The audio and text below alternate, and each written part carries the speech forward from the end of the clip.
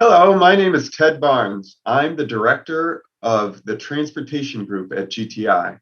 GTI is a nonprofit research lab based in Chicago in Des Plaines that has worked with Chicago area clean cities since its inception 25 years plus ago.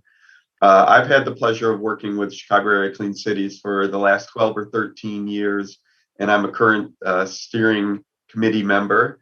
And I am here to talk about some fuels outside of electric vehicles today.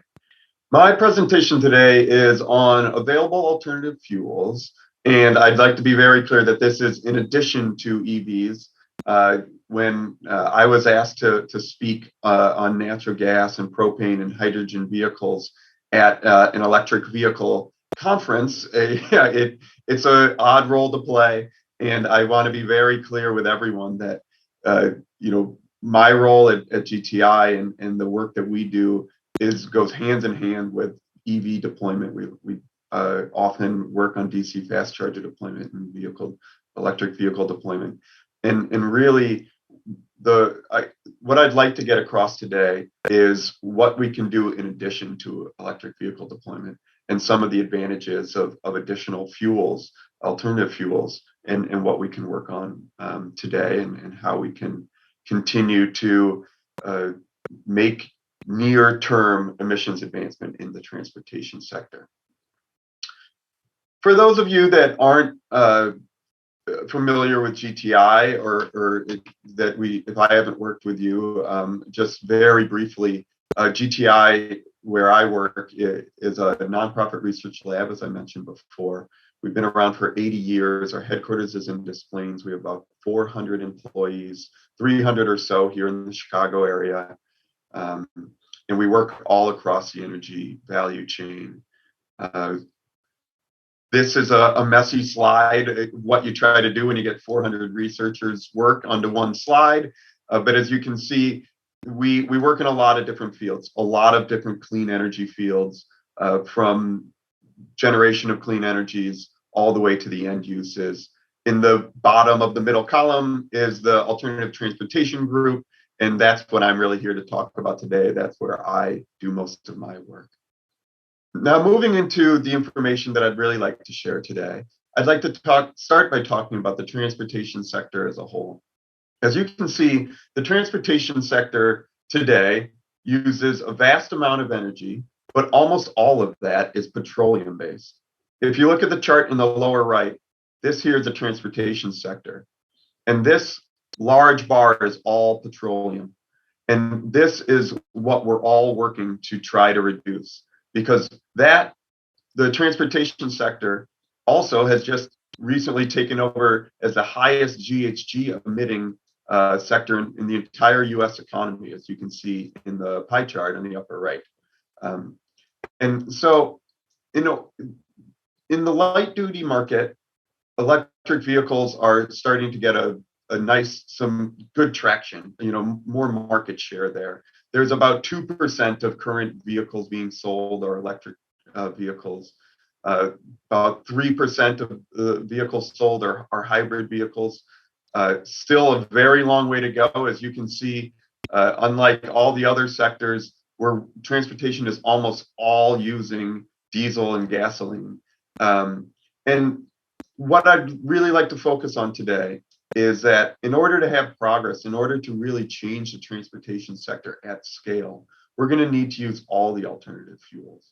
We're going to need to continue to focus on electric vehicles and hybrids. We're also going to have to continue using natural gas, including RNG, particularly for greenhouse gas reductions. We're going to have to continue using propane and even hydrogen as vehicle fuel.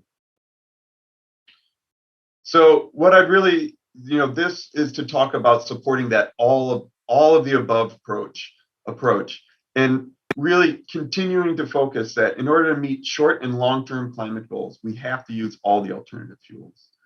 And a lot of the conversation that you'll hear in the other presentations today will be to go through a lot of the benefits of electric vehicles and also how to address some of the challenges in electric vehicles.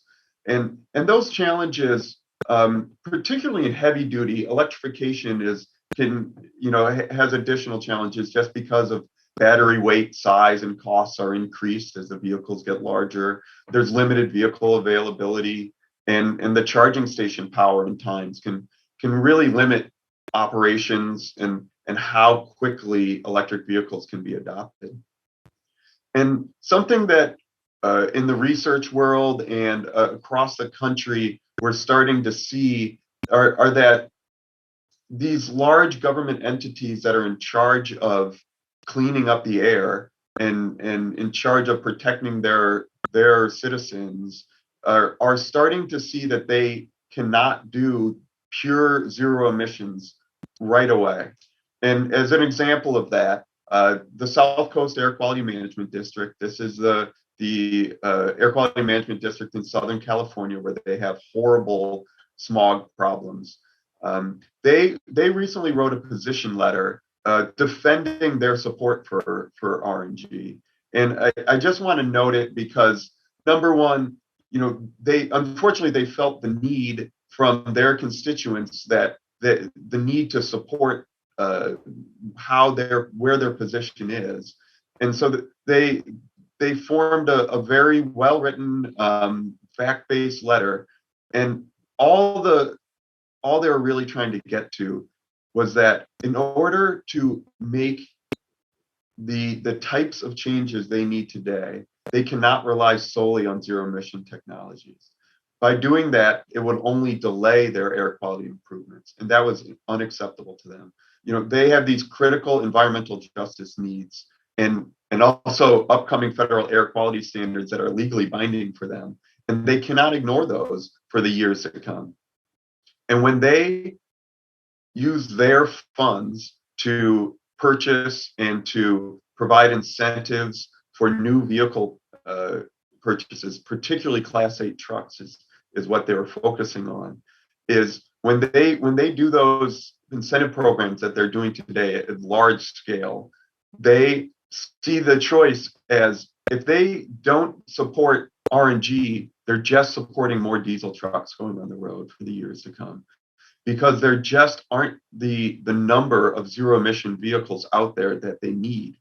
And so they continue to focus on this, that EVs and RNG both are needed, particularly in heavy duty, and they cannot be pitted against one another, particularly for the years to come. So now when looking at natural gas vehicles and the heavy duty landscape, I'd like to it's also good to be able to talk about the market share of natural gas in particular sectors of heavy duty. And for instance, CNG vehicles in the refuse market are about 60% of new purchases. And in the transit market, it's about 30% of new vehicles. So in those markets, they're truly not alternative fuels anymore. They are, the lion's share of purchases, particularly in refuse. Another area where natural gas vehicles are gaining in use is in regional haul. Though it's a small percentage now, very large companies are starting to make real commitments to CNG vehicles and RNG vehicles. UPS has announced a purchase of 6,000 new natural gas trucks by 2022.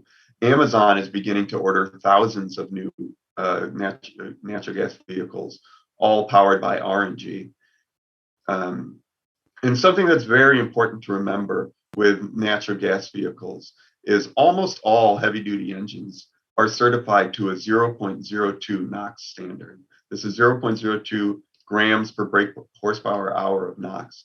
And that's essentially an equivalent of the amount of NOx produced from a power plant for creating electricity. So this is a true near zero standard, trying to get so low that you really stop forming those NOx, which is a precursor to smog forming chemicals that create the asthma or that lead to asthma and create so many of the health problems that we have today from the transportation sector.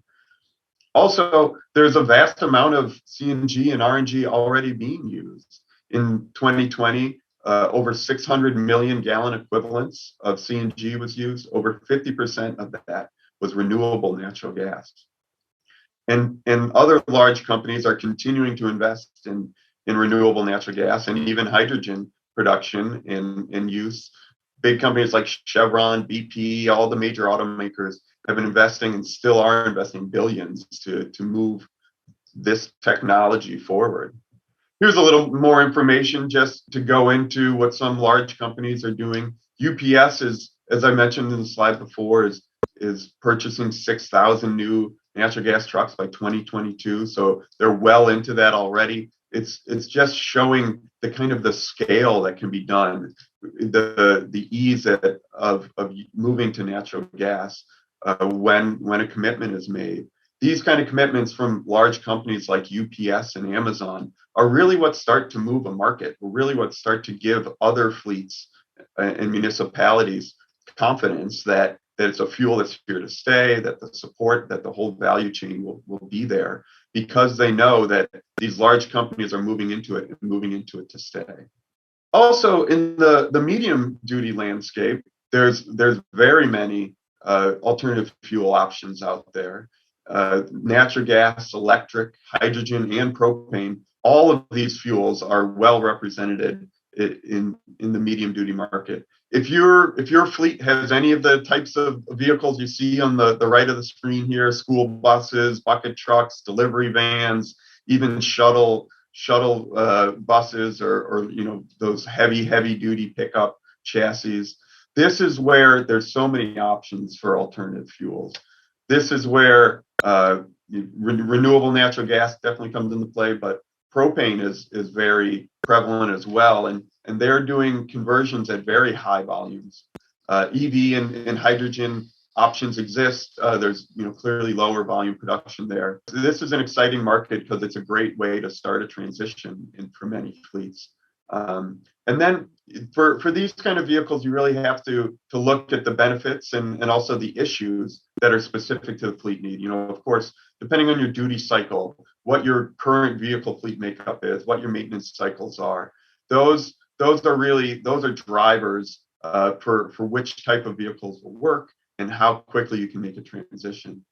And one note I did want to put out is that particularly for these types of vehicles, transitioning to propane can be a very cost-effective switch because the fueling infrastructure can be very low cost and easily, the cost can be recouped there. Where other fueling, it's often beneficial to be able to use public fueling stations. For propane, absolutely making a switch to building a propane station and converting to propane vehicles can be very easily supported. So now I'd like to get a little more, I've mentioned RNG in the slides above, but I'd like to get a little more into the details there because I know a lot of people aren't familiar with RNG, with renewable natural gas. RNG is typically created from things like landfills or wastewater treatment plants, agricultural waste, dairy waste, and RNG can be the cleanest transportation fuel available as for greenhouse gas reductions. And the reason this is, and the graph on the right here, it comes from numbers from the California Air Resources Board Low Carbon Fuel Standard. They calculate a carbon intensity of every fuel that is used in California. And then that carbon intensity can be either used to use credits, environmental credits with financial credits, as well as penalties, if you're using things like diesel. And so when they calculate these carbon intensities, as this graph shows here, diesel is approximately a carbon intensity of 100. That's grams CO2 equivalent per megajoule, 100. When you look at the battery electric national grid average, that's below 50. It's in the 40s. When you start looking at RNG, you can get below zero. So RNG from landfill gas is in the 50s, 60s. Wastewater treatment plants is about 50. But when you start looking at food waste, you can get very close to zero. As an equivalent there, electricity made from solar or wind can essentially be zero. But then when you start using things like dairy waste for your RNG, you can get into the negatives, negative 200, negative 300s, and it varies by specific site. But the reason for this is at these types of sites, the methane that is typically produced there is emitted directly into the atmosphere. And so when you capture that, it's essentially a form of carbon capture. And that is put into these environmental models and shown by the very low carbon intensities of these fuels. And it just goes to speak to when you can have a technology that, as we already discussed, is essentially very, very low in NOx, near zero levels of NOx and smog forming pollutants. And then also zero or negative for the greenhouse gases. It can be a very attractive solution for environmental reasons. And RNG is something that is continuing to grow. As I mentioned earlier, over 50% of the natural gas today is RNG. There are over 300 million gallons, 345 million gallons of RNG produced in 2020. That's been growing year to year. And the environmental benefits are great. I always love these kind of transitions or these slides that show to put things in perspective. But the RNG lowered 8 billion miles driven of your average passenger car. Those almost 9 billion. Those are the kind of changes that really do make a difference, and something that hopefully is well understood and can be explained and understood by people in this region as well.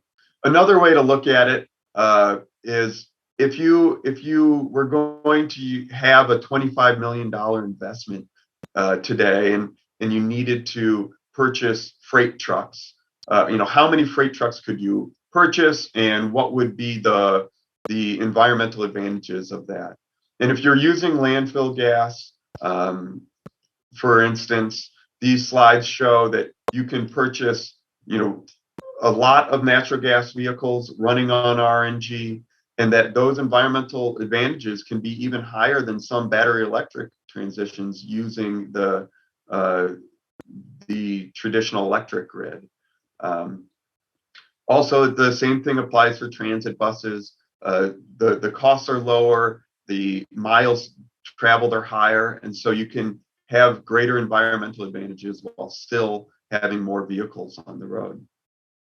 And a final point on RNG is that there's often concerns that RNG just cannot be produced at a scale that is meaningful or continue to grow as it already is, as the previous slide showed that it did. So the American Gas Foundation did a study at the end of 2019 to look at the resource potential for RNG. And what they found was that about 4.5 quads of energy, which is approximately a fifth of the energy used in transportation today, could be produced by RNG by 2040. Another way to put that in perspective, and what the chart on the left here is there to show, is that 4.5, that 4,513 that show in the light blue in the lower left, that is about equivalent to the amount of natural gas that is used in the entire residential sector of the U.S. today. So all the gas that goes to homes for heating and stoves. So as you can see, that it's a vast amount of energy. It's a vast amount of clean energy that can be turned into RNG and can be produced by RNG. It is not the solution that will completely eliminate all emissions from the transportation sector by any means, but it can take a very large chunk of it. It's the kind of thing that, when used hand in hand with other alternative fuels, and as electric vehicles grow and become more prevalent in heavy duty, be used hand in hand with EVs. These kind of combinations of alternative fuels really can lead to great advances moving forward. So in summary, I'd really just like to note that there are several alternative fuel choices available today, and all of them need to be considered. We just can't wait for a perfect vehicle solution. Every year we don't transition to a new solution, a new technology. It's just more diesel trucks on the road. Really, we'd like to challenge you to not purchase new diesel trucks. If we could start making transition today, and at scale, not just small demonstrations or one or two trucks, to really start focusing on being able to get rid of diesel from our fleets. That's how we're going to make changes this year, next year, and for the years to come, and moving into our 2030 and 2040 sustainability plans, but starting today. And finally, Chicago Area Clean Cities Coalition, there's a lot of resources out there. There's a lot of stakeholders here that have used propane for decades around here, that have used natural gas for decades in this region, and so we really are. We're here to help. We're happy to for information sharing or to talk specifics of fleet needs and what can be done. Thank you so much for listening to my presentation today. Please reach out at any time with questions to me or to the Chicago Area Clean Cities. And I look forward to hearing the rest of the presentations from the other presenters. Thank you.